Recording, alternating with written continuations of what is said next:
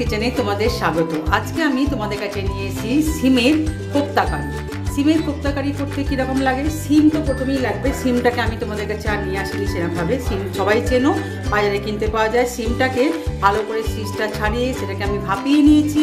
তাতে একটু রসুন, কাঁচা লঙ্কা আর কালো জিরে দিয়ে পেস্ট করেছি। করার পরে আমি নুন দিয়েছি, জাস্ট নুন আর চিনি দিয়েছি, মিষ্টি একটু দিয়েছি অল্প করে, আর নুন দিয়েছি স্বাদ মতো। আর এখানে একটা ভাজা মশলা দেওয়া আছে, যেটা হচ্ছে ধনে, জিরে আর শুকনো লঙ্কা একসাথে শুকনো খোলায় ভেজে সেইটাকে আমি দিয়ে দিয়েছি। এবার আমি এর মধ্যে কী অ্যাড করছি তোমরা দেখো। এর মধ্যে দেবো আমি বেসন,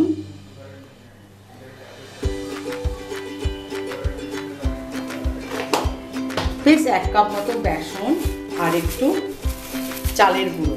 চালের গুঁড়ো দিলে এটা এটা ধরে রাখতে সাহায্য করবে এবং একটু মচমচে ব্যাপারটাও আসবে।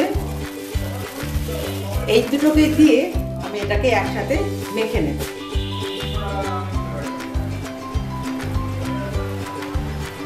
একটু হাত লাগালাম, হাত না দিলে কিন্তু ভালো করে মাখা যাবে না, সেই জন্যই। দেখো আমি এখানে তেল বসিয়ে দিয়েছি। এবার আমি এটাকে কোপ্তার আকারে সিমটাকে ভেজে নেব।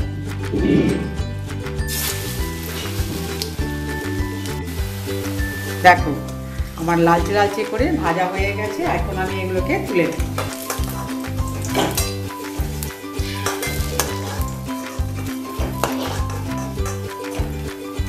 তোলা হয়ে গেছে।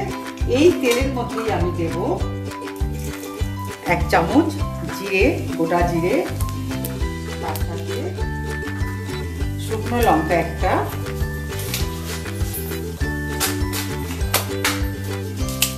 একটা দেব তেজপাতা। এটাকে ফোড়ন দিয়ে আমি এর মধ্যে দিয়ে দেব পেঁয়াজ আর রসুন আর কাঁচা লঙ্কার একটা পেস্ট।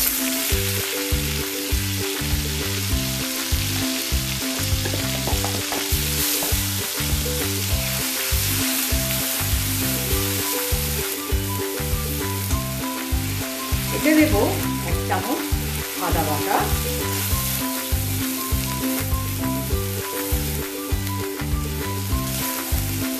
আর একটা টমেটোকে পেস্ট করে নিয়েছিলাম, সেটাও এখানে দিয়ে দেব।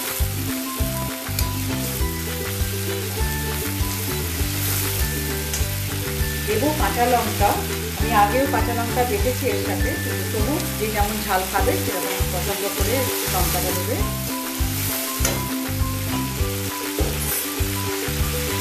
এবার আমি দেব স্বাদ মতো নুন, হলুদের গুঁড়ো, কাশ্মীরি লঙ্কার গুঁড়ো, আর দেব জিরে গুঁড়ো।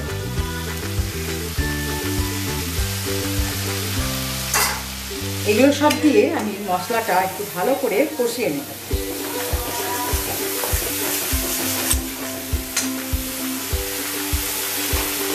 যেহেতু এটা কোপ্তা করছি, তো এটাতে একটু মিষ্টিও অ্যাড করতে পারি অল্প করে। এখন শীতের সময় সিম দিয়ে আমরা নানা রকম প্রিপারেশন করে থাকি, এটাও একটা নতুন ভাবে করা, দেখা যাক। কমে যায় যদি, সেই জন্য আমি একটু জল অ্যাড করছি। এটাকে ঢাকা দিয়ে আমি একটু মশলাটা কষিয়ে নেব। দেখো আমার হয়ে গেছে এখানে মশলা কষানো। এতে আমি একটু জল অ্যাড করে দেব।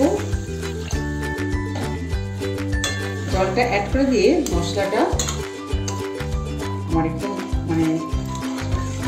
গ্রেভির মধ্যে গ্রেভি একটা ব্যাপারটা করে নিলাম। এরপরে এর মধ্যে আমি কোপ্তাগুলোকে ছেড়ে দেব।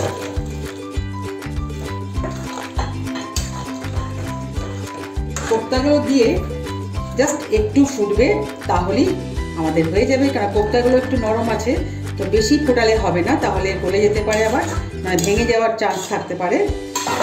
এখানে আমি দিয়ে দেবো এখন একটু হিঙের গুঁড়ো।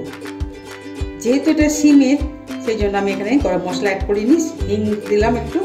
হিঙের গন্ধটা খুব ভালো একটা ফ্লেভার আসবে। আর দেবো ওপর থেকে একটু ধনে পাতা। ব্যাস এটা ফুটে গেলেই রেডি হয়ে যাবে আমাদের সিমের কোপ্তা কারি। তাহলে বন্ধুরা তোমরা দেখে নিয়েছো, আর শিখে নিলে কীভাবে করলাম সিম দিয়ে, নানা রকমের সিম দিয়ে বিভিন্ন রকমের করে থাকতে পারি, তোমরাও করতে পারো। তো এটা অবশ্যই তোমরা শেয়ার করবে বন্ধুদের সাথে। আমাকে ছোট্ট করে লাইক আর কমেন্ট দিয়ে জানিও কেমন লাগলো। আর যারা এখনও পর্যন্ত চ্যানেলটি সাবস্ক্রাইব করতে পারোনি, প্লিজ চ্যানেলটি সাবস্ক্রাইব করবে। আর যারা করেছো তাদের জন্য থ্যাংক ইউ। তো আবার ফিরে আসবো যে কোনো একটা ভালো রান্না নিয়ে। আজকের মধ্যে তাহলে বিদায় নিচ্ছি, টাটা।